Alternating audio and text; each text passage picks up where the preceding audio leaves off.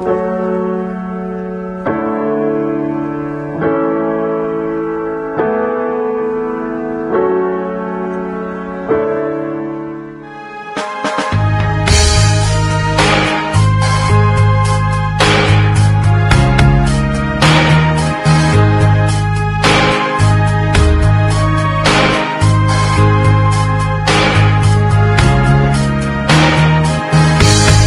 stardust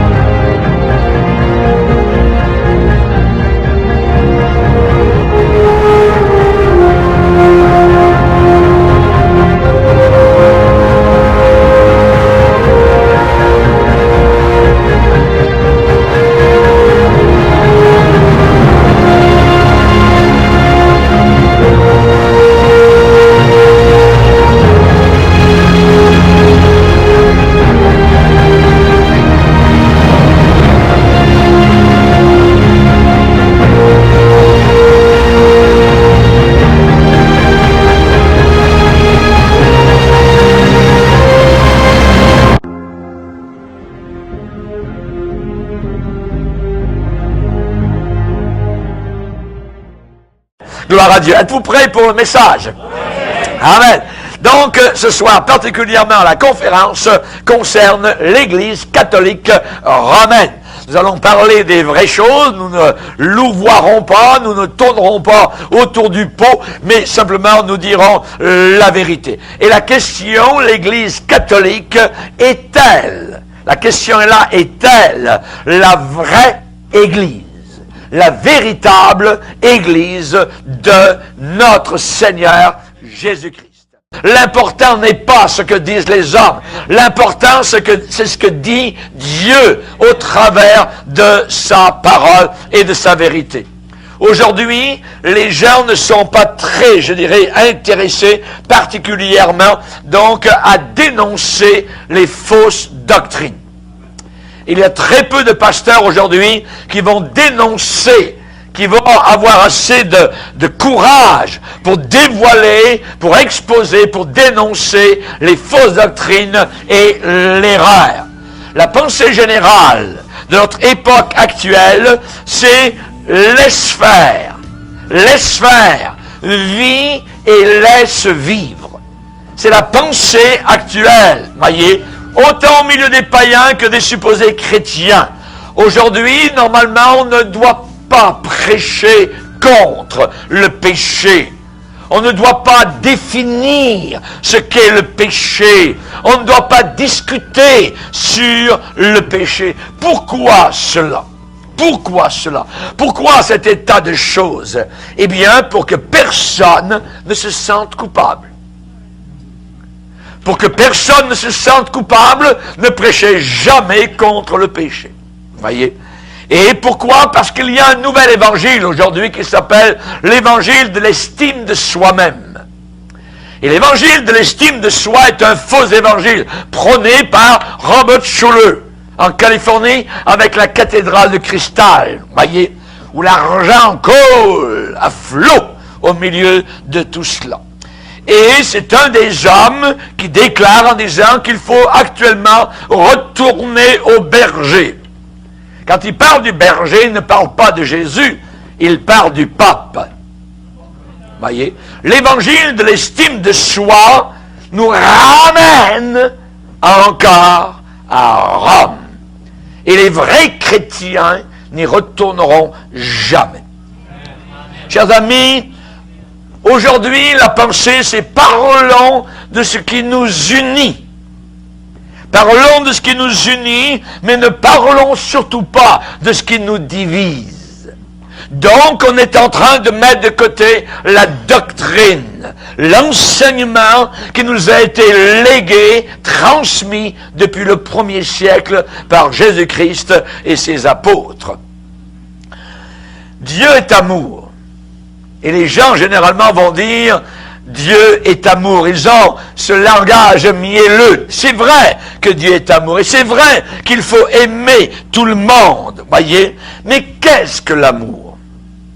Qu'est-ce que l'amour, voyez? Est-ce que je ne démontre pas de l'amour envers mes amis particulièrement catholiques quand je les avertis de la perdition, de la condamnation imminente s'ils persistent à suivre les faux enseignements de l'Église catholique romaine? Est-ce que je suis un méchant? Est-ce que je suis quelqu'un de dur, de sévère, quand je dis la vérité, quand j'avertis quelqu'un du danger éternel de l'enfer? Matthieu chapitre 23, où Jésus va répéter, au verset 13 par exemple, « Malheur à vous, scribes et pharisiens, hypocrites, parce que vous fermez aux hommes le royaume des cieux, et vous n'y entrez pas vous-même, et vous n'y laissez pas entrer ceux qui veulent entrer. » Et ensuite, il va dire, malheur à vous, scribes et pharisiens, vous paraissez beaux à l'extérieur comme des sépulcres blanchis. Verset 27, vous ressemblez à des beaux tombeaux qui paraissent beaux à l'extérieur au dehors et qui au dedans sont pleins d'ossements, de mort et de toute espèce d'impureté, de saleté.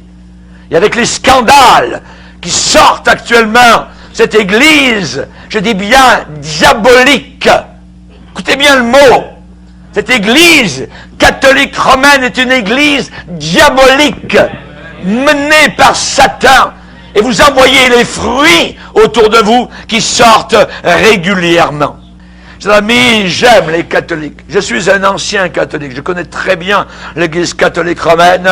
Mes parents étaient catholiques. Mon père a enseigné dans une école catholique.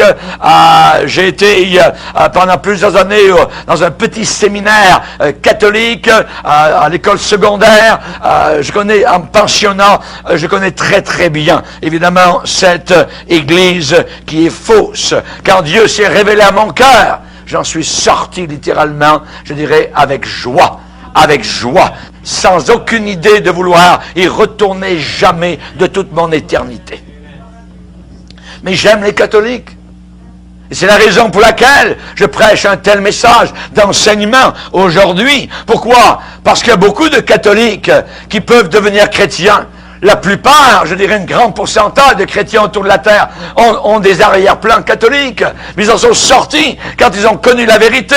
Jésus avait dit, la vérité vous la connaîtrez et la vérité vous affranchira. C'est la vérité qui libère. C'est la vérité et non pas l'erreur. L'erreur ne peut jamais libérer personne. Chers amis, on peut regarder aujourd'hui les résultats de la vérité. C'est des résultats merveilleux. Il y a plusieurs prêtres catholiques romains, il y a des évêques même qui arrivent aujourd'hui à la connaissance du salut et qui délaissent Rome. Voyez, je me rappellerai toujours, alors que je prêchais un jour à Monaco. En haut de Monaco, il y a un village qui s'appelle Beau-Soleil. Et il y a une église évangélique qui est là. Et j'ai prêché là une série de messages d'évangélisation. Et à la fin de chaque réunion, je lançais un appel pour ceux qui voulaient accepter le Seigneur, venir donner leur cœur au Seigneur. Et il y a plusieurs personnes, je me rappelle après les réunions, qui venaient en avant. Et j'ai vu un homme qui était avec une bure. Vous voyez, il y a un vêtement de prêtre catholique de haut en bas.